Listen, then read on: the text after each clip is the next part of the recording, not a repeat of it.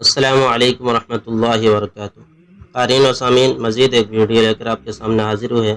امید کرتے ہیں کہ آپ کو یہ ویڈیو پسند آئے گی۔ عنوان ہے ماہواری میں ماہ رمضان سے استفادہ۔ بہت سی خواتین رمضان میں اور بالخصوص آخری عشرے میں ماہواری شروع ہو جانے سے سخت ذہنی کوفت کا شکار ہو جاتی ہے اور یہ سوچ سوچ کر پریشان ہوتی ہے کہ اب آخری عشرے کی عبادات، طاق راتوں اور لیلۃ القدر کا کیا بنے گا۔ ایسی تمام خواتین درج ذیل 3 نکاتی ایجنڈے پر عمل پیرا ہو کر لیلۃ القدر سمیت آخری عشرے کی برکات سے استفادہ کر سکتی ہیں۔ نمبر 1، نیت کی درستگی۔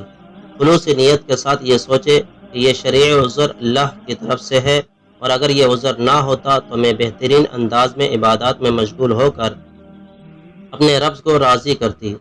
اس اچھی نیت اور ارادے پر مقبول عبادات کا انشاءاللہ اجر و ثواب ملے گا۔ جیسے کہ حدیث شریف میں ہے، نبی اکرم صلی اللہ علیہ وسلم نے غزوہ تبوک کے موقع پر ارشاد فرمایا کہ کچھ لوگ مدینے میں ہمارے پیچھے رہ گئے ہیں، لیکن ہم کسی بھی گھاٹی یا وادی میں جہاد کے لیے چلیں تو وہ ثواب میں ہمارے ساتھ ہوتے ہیں۔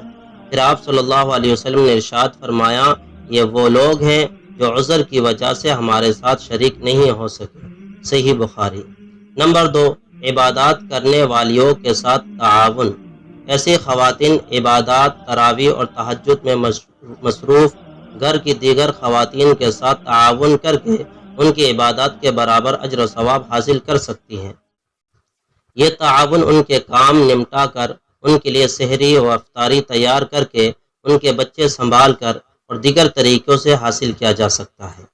نمبر 3، ذکر و اذکار اور دعاؤں میں مشغولیت۔ ناپاکی کی حالت میں ہر عبادات ممنوع نہیں ہوتی، بلکہ ذکر و اذکار اور دعائیں مانگی جا سکتی ہیں۔ لہٰذا ایسی تمام خواتین عبادات سے بالکلیہ کنارہ کشی اختیار نہ کریں، بلکہ ذکر و اذکار، درود شریف، شب قدر کی مسنون دعا اور دیگر دعاؤں میں مشغول رہ کر آخری عشرہ، طاق راتوں اور شب قدر کی برکات حاصل کرنے کی کوشش کریں۔ جزاک اللہ خیر، احسن الجزا۔